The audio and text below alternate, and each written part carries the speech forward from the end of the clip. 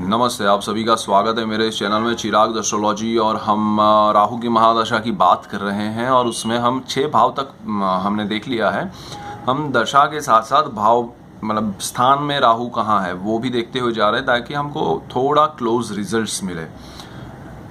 दूसरे ग्रह के भी प्रभाव को देखना पड़ता है, राहु कैसी राशि में बैठा है, उस पर क्या इफेक्ट्स हो रहे हैं, कौन देख रहा है, वो भी हमें देखना पड़ता है। लेकिन फिर भी हमें बहुत सा पॉजिटिव मतलब नज़दीक का रिजल्ट मिलता है।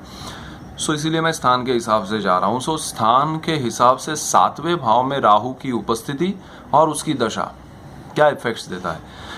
देखिए, राहु की दशा जब 7वें भाव में राहु होता है तो थोड़ा टेंशन क्रिएट करती है, बिकॉज 7वां जो भाव है वो मैरिज लाइफ का है, पार्टनरशिप का है, यानी कि उसमें लाइफ का भी पार्टनर है और बिजनेस का भी पार्टनर है। यस, सो आप क्या पार्टनरशिप करने वाले हैं और वो कैसी रहेगी, यानी कि आपकी शादी के उसमें स्थान में राहु बैठा है। 7वें स्थान से आपका मैरिज लाइफ देखा जाता है, आपकी शादी कब होगी, कैसे लोगों से होगी, वो सब। सो राहु वहाँ बैठा है तो आपके मैरिज लाइफ में थोड़ा टेंशन क्रिएट करता है, थोड़ा प्रॉब्लम क्रिएट करता है, और उसमें उसकी दशा आती है तो ज़्यादा इफ़ेक्टिव हो जाता है। वो आपके पार्टनर के साथ थोड़ा बहुत डिस्टेंस क्रिएट करता है, बिकॉज क्या है कि यहाँ पर थोड़ा खटराग होता है, आपकी सोच और सामने वाले की सोच में थोड़ा फ़र्क होता है। राहु आपको ऐसा पार्टनर नहीं देता है, चाहे बिजनेस हो चाहे लाइफ हो,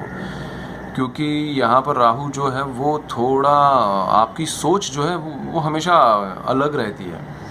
उसमें कभी आपको अंडरस्टैंडिंग करना पड़ता है सामने वाले को, चाहे पार्टनर बिजनेस पार्टनर हो या लाइफ पार्टनर, और सामने वाला आपको करना पड़ता है। ये दोनों की एक अंडरस्टैंडिंग होनी चाहिए। जिनको राहु 7वें भाव में है और उसकी दशा आती है तो वो बहुत ही स्ट्रांगली आपके ऊपर इफेक्ट करता है।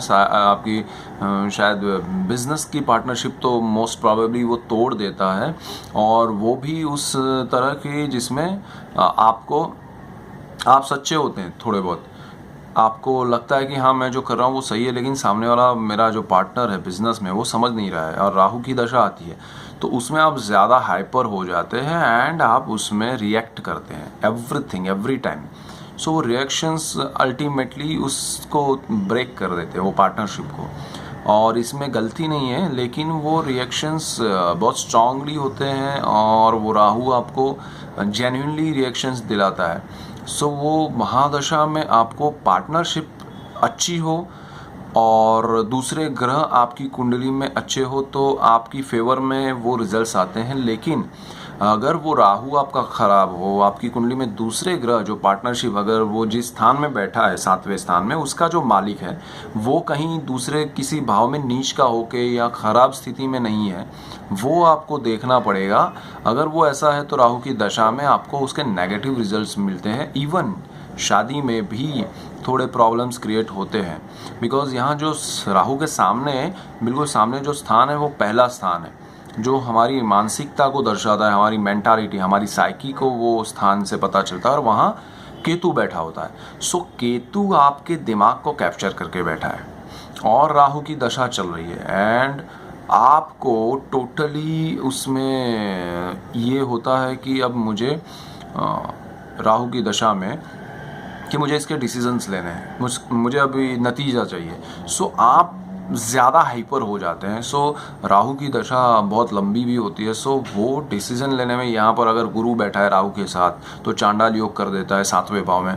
अगर वहाँ पर और गुरु की उपस्थिति 7वें भाव में बहुत थोड़ी टेंशन हमेशा क्रिएट करती है, नॉर्मली भी बैठा हो तो थोड़ा मैं उसके ऊपर अलग वीडियो स्पेशली बनाने वाला हूँ कि 7वें भाव में गुरु राहु के साथ बैठा है तो वो ज़्यादा टेंशन क्रिएट करता है। चंद्र राहु है तो ग्रहण योग उसमें भी वृश्चिक में है, सो नेगेटिव नीच का चंद्र है। सो ये सब चीज़ें हैं जो राहु के साथ जो भी जुड़ता है वो कैसा है। तुला में सूर्य बैठा है राहु के साथ वहाँ पर, तो और उसकी दशा आती है राहु की, और उसमें प्रत्यांतर में या अंतर दशा में सूर्य की दशा आती है, तब वो बहुत नेगेटिव रिजल्ट्स देता है राहु। सो ये बहुत इम्पोर्टेंट है कि आपको राहु की दशा चल रही है, 7वें भाव में राहु है, तो आपके पार्टनर्स के साथ आप ज़रा ध्यान रखिए। अच्छे हैं वो तो आपको संभालना पड़ेगा, अपनी ओर से आपको सब चीज़ें मानकर चलना पड़ेगा कि मेरी गलती है। और अगर आप सही है तो आप पार्टनरशिप करने वाले हैं और राहु की दशा आ रही है तो पार्टनरशिप मत कीजिएगा, आपको पार्टनरशिप से फ़ायदा नहीं होगा। और मैरिज लाइफ में आपको थोड़ा मन शांत रख के अच्छे से टिकाए रखना है। दूसरे ग्रह अगर अच्छे हैं तो आपको सपोर्ट मिलेगा, नहीं अच्छे हैं तो आपकी शादी में प्रॉब्लम हो सकता है। सो ये राहु की दशा आंतरदशा प्रत्यांतर दशा में दूसरे जो 7वें स्थान का मालिक जो भी होगा वो आके क्या रिजल्ट्स देता है उस पर डिपेंड करता है।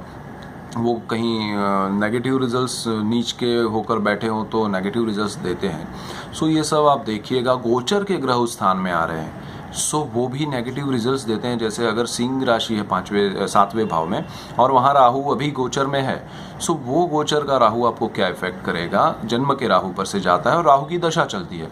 सो ये बहुत इम्पैक्टिव रिजल्ट होता है, वो आपकी शादी या आपका बिजनेस पार्टनरशिप दोनों में से कुछ तोड़ देता है या दोनों तोड़ देता है। सो आपको थोड़ा ध्यान रखना पड़ेगा राहु की महादशा में। So this is it, keep watching Chirag astrology. Thank you for watching, God bless you और मिलते हैं नेक्स्ट वीडियो में। Thank you.